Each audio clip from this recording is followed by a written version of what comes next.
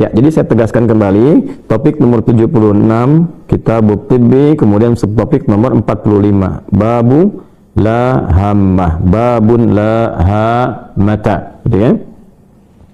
Bab yang menjelaskan penolakan isu atas mitos tersebarnya penyakit. Nah, ada apa di dalamnya? Mari kita baca. Jadi baca suasana di era jahiliyah sudah saya terangkan. Nanti ada juga peristiwa negatif mitos yang tersebar sampai ke zaman Nabi, kita ulas. Nah, untuk menolak hal itu semua, apa petunjuk Allah kepada Nabi? Itu yang jadi pedoman kehidupan kita. Bismillahirrahmanirrahim. Qala al-muallif rahimahullah wa huwa al-Imam al-Bukhari, berkata dan menyampaikan Imam Al-Bukhari kepada kita semua, semoga Allah menyayangi beliau dan memberikan tambahan-tambahan cahaya kepada beliau. Haddatsana Muhammad ibn al-Hakam, haddatsana an-Nadhr, akhbarana Israilu, akhbarana Abu Hasin, an Abi Salih, an Abi Hurairah radhiyallahu taala anhu, anin Nabi sallallahu alaihi wasallam. Nah, ini keunggulan di kita. Alhamdulillah, kita syukuri dalam Islam, agama kita terjaga walaupun informasinya informasi seputar peristiwa di masyarakat, terus komen Nabi apa, tapi itu selalu ada silsilah, ya, selalu ada sanad namanya. Orang-orang meriwayatkan dari siapa, dari siapa, dari siapa, dari siapa, dan setiap orang ini bisa ditelusuri, ditemukan profilnya. Nah, nanti ada kitab lain yang membahas tentang ini. Yang paling populer misalnya ada Syiar A'lam Nubala misalnya kan. Nah, Syiar A'lam Nubala ini ditampilkan oleh Imam Ad-Dhahabi. Ya, bahkan nanti saking viralnya dicetak dalam 4 percetakan itu. Ya. Nah, ada yang Darul Fikr, ada kemudian juga Muassasah Risalah. Nih, Muassasah Risalah ini cukup menarik ini. Muassasah Risalah ini ditahqiq oleh Syekh Syuaib Al-Armad, kemudian banyak menyebar di kita, kurang lebih ada 30 jilid. Satu jilidnya itu hampir 600 halaman. Gitu ya. Nah, teman-teman, kembali lagi ke sini ya. Nah, ini enak kalau ngaji kitab, nanti ingat satu referensinya apa, ingat ini referensinya apa. Ini ngaji kitab tuh enaknya begitu. Ya, kalau di pesantren lebih enak lagi. Kadang-kadang kita perpustakaan ambil kitabnya, tunjukin satu-satu gini, analisis hadis. Bukan hanya hadisnya apa dicari, caranya begini. Nanti kalau kita ingin meneliti rawinya, periwayatnya, kitabnya apa misalnya, Jarh wa Ta'dil misalnya kan, ada Mizanul I'tidal, ada Tahdhibut Tahdhib, Taqribut Tahdhib, macam-macam keluarin. Setelah itu nanti setelah tahu periwayatnya itu tidak bermasalah, baru ke isinya. Isinya pun nanti digali lagi, memahaminya seperti apa. Ini keindahan di dalam Islam sehingga melahirkan disiplin ilmu. Dalam ilmu hadis nanti ada ilmu riwayat, ada ilmu dirayah, ya. Wallahu a'lam bissawab. Ini anin Nabi sallallahu alaihi wasallam, informasi dari Nabi sallallahu alaihi wasallam, beliau menyampaikan qala, ya, la adwa, ya, tidak ada mitos tentang penyebaran wabah itu. Wala tiyarata, tidak ada atau tertolaklah mitos penyebaran tentang kesialan itu. Ya. Wala hamata, dan tidak ada mitos tertolaklah penyebaran informasi yang menyesatkan tentang pengaruh burung malam yang membawa kesialan. Wala safara, disebutkan, dan tertolak pula tidak ada mitos yang menyebutkan bahwa safar bulan sial, ya. Disebutkan juga riwayat ini di dalam hadis riwayat Muslim nomor hadis 2220. Nah, ada apa yang terjadi? Nah, ternyata teman-teman sekalian, di kalangan masyarakat jahiliyah pada masa itu, ya, kalau kita sebut jahiliyah itu era sebelum Nabi dilahirkan, ya, pada saat Nabi kemudian terlahir, suasana jahiliyah itu pengaruhnya masih menyebar, lalu diperbaikilah oleh Nabi SAW atas petunjuk dari Allah Subhanahu Wa Taala, sehingga merubah karakteristik masyarakat secara sosiologis, secara antropologis. Karakternya itu berubah, mereka pribadinya menjadi orang-orang terbaik di masanya yang menginspirasi. Dalam bahasa Al-Quran disebut dengan khairu ummah, yaitu turunnya Quran surah ketiga Ali Imran ayat 110, kuntum khairu ummatin ukhrijat linnas. Kapan jadi khairu ummah ukhrijat linnas? Itu orang terbaik yang pernah berkehidupan di bumi. Ya, ketika ta'muruna bil ma'ruf wa tanhauna 'anil munkar wa tu'minuna billah, ketika mereka mampu menerjemahkan nilai kebaikan dalam bentuk perilaku, amar bil ma'ruf, kemudian meninggalkan berbagai perbuatan menyimpang, nahyu 'anil munkar, wa tu'minuna billah, dan dikerjakan dengan iman. Nah, ini maka menjadi yang terbaik. Jadi kalau kita ingin jadi sekarang orang terbaik di masanya, harus mampu berintegritas, mengerjakan segala kebaikan. Jadi dalam kehidupan profesi apapun berusaha menampilkan integritas jadi yang terbaik, ya. Terjemahkan, bekerja yang terbaik, bekerja dengan ya segala bentuk dedikasi pengabdian yang maksimal dengan nilai kebaikan, tapi juga mencegah penyimpangan. Jadi apapun, saya jadi ustadz misalnya kan, jadi kiai, yang menampilkan yang terbaik, ngajar, berusaha yang baik, yang ikhlas, menghindarkan diri dari sesuatu yang tidak Allah sukai, larangan-larangan, misalnya ria, cari popularitas, mencari materi duniawi misalnya kan, menampilkan upaya keunggulan-keunggulan sehingga menjadikan orang-orang itu hanya terpusat pada kita. Itu sesuatu yang tidak baik. Nah, demikian pula mungkin ada yang di birokrasi, ada yang di diplomasi, ada yang menjadi tentara, polisi, jaksa, hakim, menteri, sampai ke level presiden dan seterusnya, ya. Maka sepanjang ini dia, nah, sepanjang menjadi seorang muslim, ingin jadi baik, bangsa ingin baik, negaranya jadi baik, maka semuanya, pejabat dengan rakyatnya itu harus menampilkan integritas, berusaha menampilkan yang terbaik dan mencegah dari penyimpangan. Dan poinnya, lakukan itu karena Allah, ya, karena iman. Nah, ini supaya tidak pamrih. Kalau karena proyek, nanti proyek nggak ada, nggak baik lagi, ya kan? Kalau ada proyek jadi semangat, nggak ada jadi nggak baik lagi.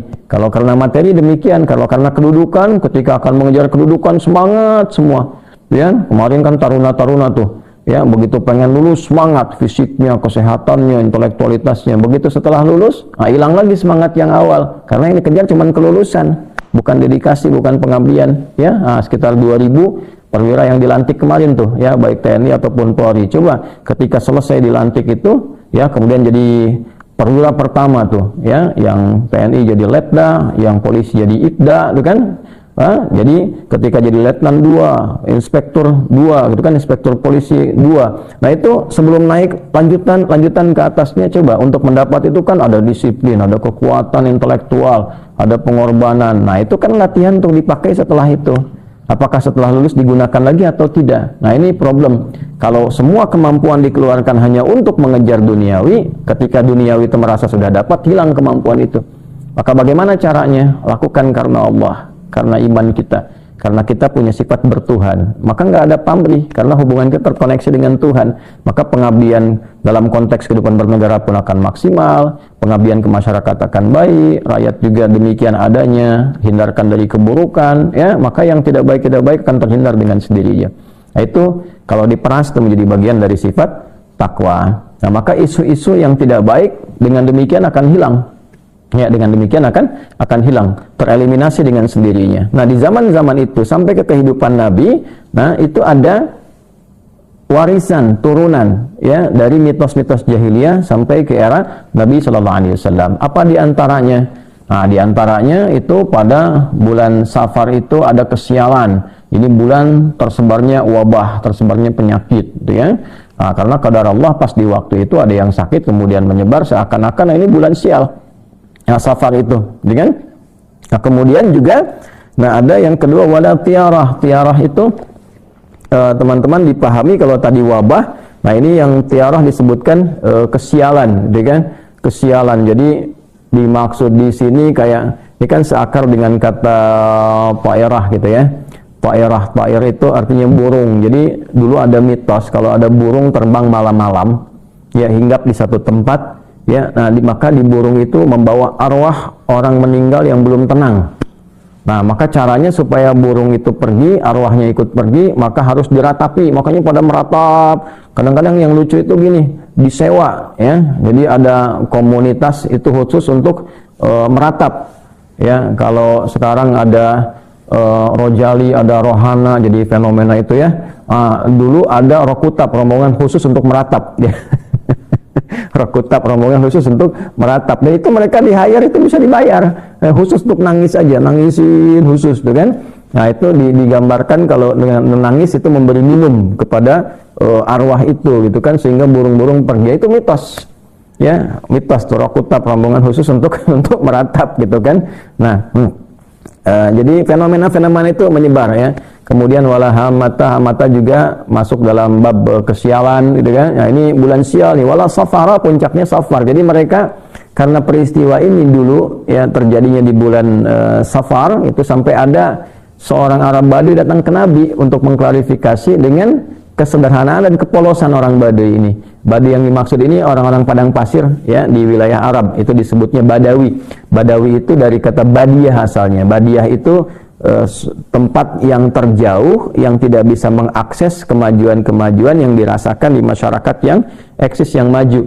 Ya, lawannya itu hadari. Hadari itu yang eksis, yang hadir, yang ada pembangunan gitu kan, yang ada tingkat sosial interaksi yang tinggi. Nah, itu sehingga melahirkan hadarah. Hadarah itu disebut dengan peradaban. Muncul peradaban karena adanya banyak interaksi. Lawannya itu badiah, daerah yang terluar, ya, terluar. Karena terluar ini interaksinya jarang sehingga punya satu komunitas tersendiri dengan gaya tersendiri. Nah, itu orangnya disebut dengan Badawi. Badawi diserap ke bahasa kita menjadi Baduy gitu kan. Nah, itu asalnya yang dimaksud di Arab itu adalah orang-orang padang pasir yang hidupnya sederhana.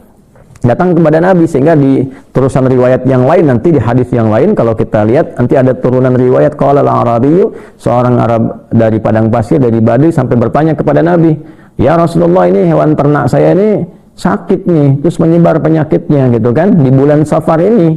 Jadi dipahami kalau Safar ini ada kondisi-kondisi tersebarnya penyakit. Jadi penyakit menular, wabah menular, kesialan juga datang gitu kan, burung-burung pembawa arwah juga datang di bulan apa? Safar. Maka Nabi mengklarifikasi ya, coba dicek ini, dapat ini penyakit wabah untuk hewan ini dari mana ya? Disebutkan adwal awal, kata Nabi, coba diurut nih, ketemu di mana penyakit hewan kamu ini, dapat dari mana, jangan dikaitkan dengan bulan Safarnya ya. Ini Nabi sangat rasional, sangat logik mengajarkan, ini hewan kamu sakit, sebelumnya kan sehat, sakitnya dari mana, jangan dicek bulannya, jangan dicek waktunya ya. Sama dengan kita aja sekarang, misalnya sakit nih, saya sakit hari ini, hari pertama bulan Safar sakit, lalu kita mengatakan ini karena Safar. Terus orang yang sakit di Rabiul Awal, sakit di bulan Rajab, sakit di bulan Ramadan, apakah kita akan mengatakan karena waktunya? Yang dicek tuh penyakitnya, sumbernya dari mana, apakah karena virus, apakah karena bakteri, karena macam-macam, masalah makan, dan sebagainya. Nah, itu nanti dari sebab itu dianalisis, kemudian diobati. Makanya nanti di sini kita bukti ya, solusi masalah kesehatan. Yang sehat itu kadang-kadang apa? Kadang juga fisiknya, kadang pikirannya, kadang mentalnya. Ada yang fisiknya sehat tapi mentalnya nggak sehat, kan? Ada yang fisiknya sehat, mentalnya bagus, tapi juga dari segi pikirannya kurang sehat. Makanya digabungkan di sini dalam satu keadaan. Nah, teman-teman sekalian, itu mitos yang berlangsung di bulan Safar ya, pada masa itu. Lalu apa yang terjadi? Nabi dibimbing oleh Allah Subhanahu wa taala, satu, memberikan statement, komentar nabinya. Ini yang kita kenal dengan hadis, bahwa jangan pernah kita menilai dan menyimpulkan bahwa waktu-waktu itu terkait dengan satu hukum tertentu. Kalau muncul ini nanti akan sial, misalnya kan. Terus ini waktu yang bagus. Nah, itu dikoreksi oleh Nabi Sallallahu Alaihi Wasallam. Semua waktu ditampilkan oleh Allah Subhanahu Wa Taala. Netral, waktu itu netral. Ya, malam ketemu malam lagi, 24 jam berputar seperti ini. Ada siang, ada malam, netral saja. Perilaku kita yang membentuk sebuah peristiwa, keadaan, sehingga melahirkan informasi yang menumbuhkan kesan pada peristiwa itu, ya kan? Nah, jadi kadang-kadang dari kesan itu muncul bagus dan tidak bagus.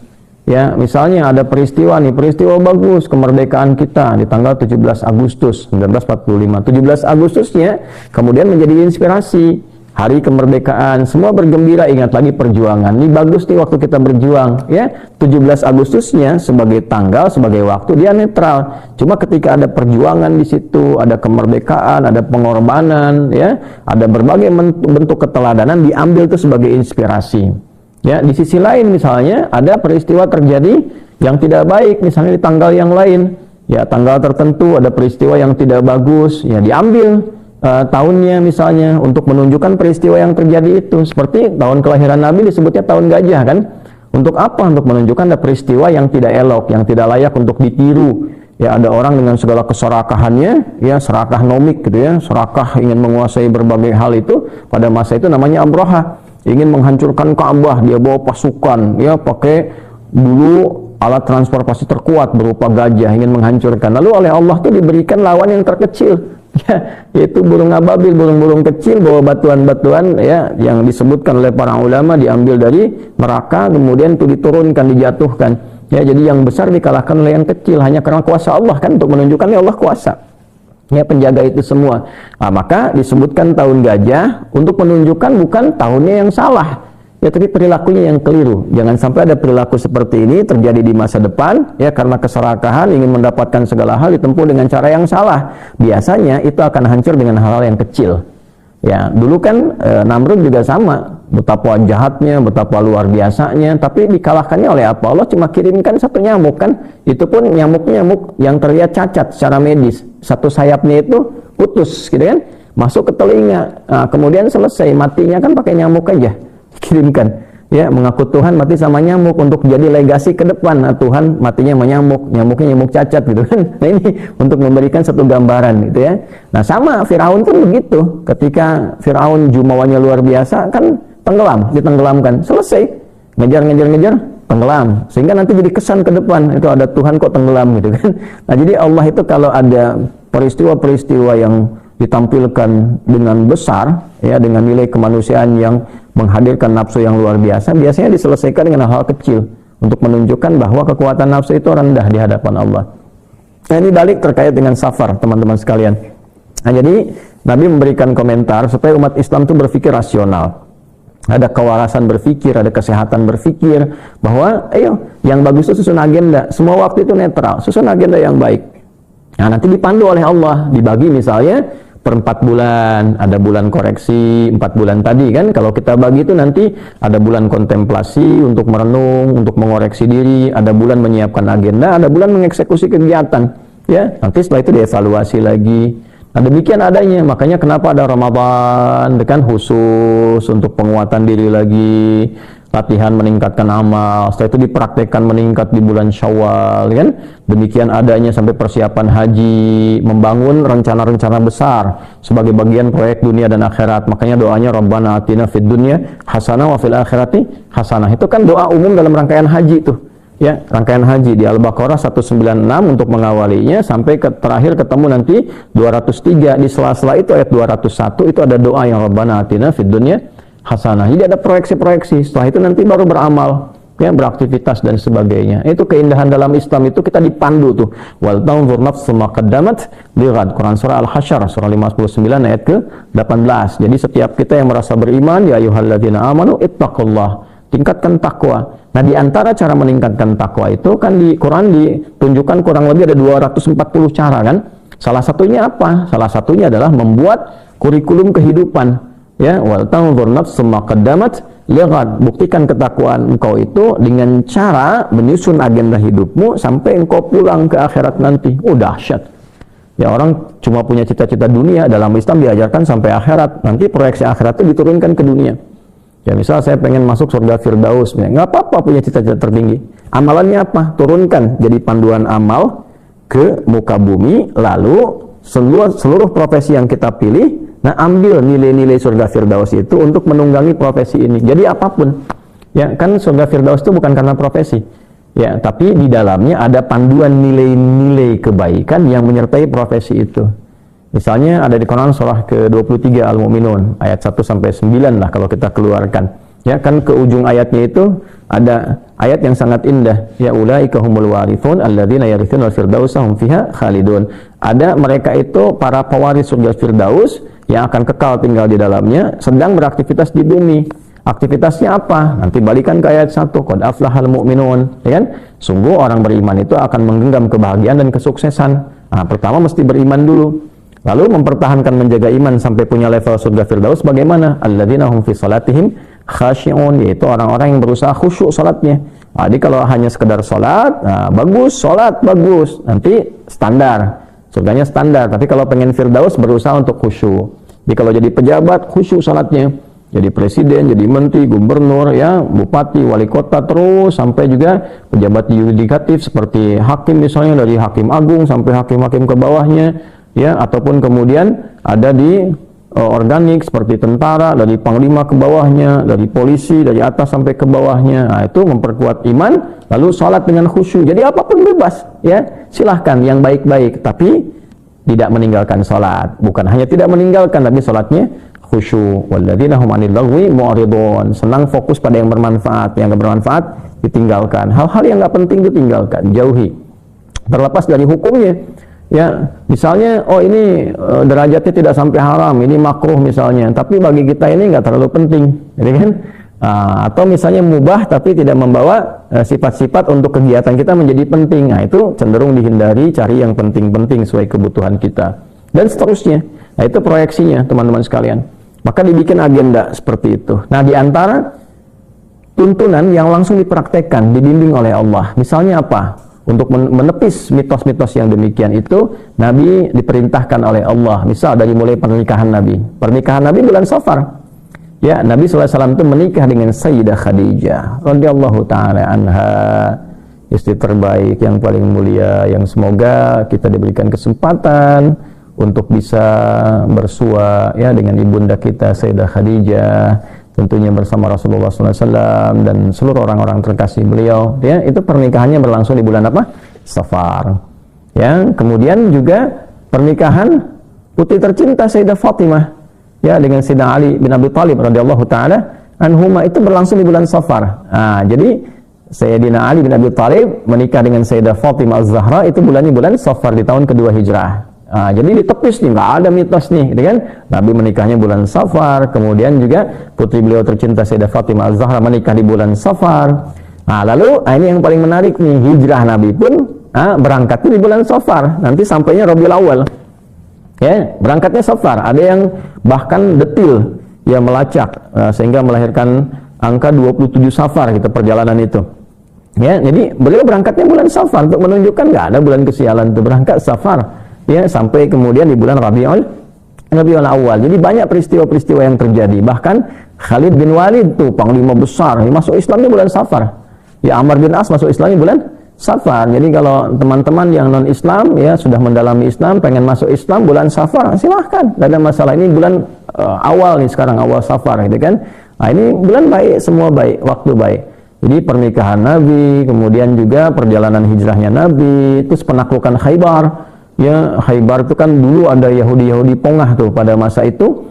Ya, yang memonopoli segala aspek sampai nyusun kekuatan militer, milisi, terus menganiaya, bikin benteng dan sebagainya, memonopoli pasar, ya, terus pasar dibikin semaunya, kapan dinaikin dia naikin, kapan rendahin dia rendahin, dan mengadu domba masyarakat sekitaran sehingga Aus dengan Khazraj itu selalu bertengkar, yang tadinya akur, ya, satu bapak ke atasnya, satu hubungan tiba-tiba dipecah gitu, ya. Nah, itu mereka berkumpul di benteng namanya Khaybar. Nah, itu ditaklukkan ya oleh Nabi SAW tentunya dengan komunitas masyarakat yang ada pada masa itu kan udah bangun kesepakatan tuh dengan adanya Piagam Madinah, sudah ada kehidupan bernegara, bermasyarakat ya. Itu penaklukannya di tahun ke-7 Hijrah ya, itu bulannya Safar. Nah, ini bulan Safar itu teman-teman sekalian, nah itu ada bulan perjuangan. Nah, teman-teman di TNI, Polri gitu kan, TNI pasukan-pasukan, terus di Polri misalnya ada BRIMOB yang sedang bertugas di beberapa tempat, tugas-tugas negara ataupun ada tugas UN, semangat ya, bulan-bulan semangat di berbagai aspek kehidupan. Intinya apa? Semua waktu itu netral, diisi dengan kebaikan-kebaikan. Maka dari itu ketika masuk ke bulan Safar, kita dipandu di dalam Islam. Safar bulan berfikir. Safar bulan merencanakan segala kegiatan, aktivitas kehidupan kita, bikin rencana, bikin yang terukur. Ya, jadi muslim itu terukur rencananya apa, tahun sekian apa capaiannya. Ini anak-anak di rumah tangga yang satu ini mau jadi apa, sekolahnya bagaimana. Bukan perkara makan aja, bukan perkara main, bukan perkara liburan saja, berkualitas. Jadi muslim itu lebih berkualitas. Ya, jadi kalau kita bikin ungkapan, Anda boleh tuh bikin satu rangkaian kata misalnya so far so good ya. So far so good ya. Ya, biasanya kan orang bilang so far so good gitu ya. Jauh ini baik-baik saja. Nanti kita ganti so far so good. Nah, so far bagus banget nih. Bulan Safar bagus banget, seperti bulan-bulan yang lainnya pun baik. Oleh karena itu kalau ingin menghitung pernikahan, boleh silakan hitung tanggalnya tanggal berapa. Yang baik-baiknya itu menurut kesiapan kita. Oh, ini tanggal bagus, baik, karena di tanggal ini saya bisa ambil cuti, di tanggal ini keluarga bisa kumpul. Nah, tapi jangan hadirkan mitos. Oh, ini misalnya tanggal sial nih, kalau tanggal sekian dilangsungkan pernikahan, oh, baru nikah prasmanannya bisa langsung habis ya kan, atau macam-macam. Nah, itu yang seperti itu kalau sudah berislam itu dihindari. Dengan munculnya hadis ini, di mana ditemukan? Di kitab Sahih Al-Bukhari ya. Topik keberapa? 76. Babnya tentang apa? Babnya tentang bab hama gitu ya.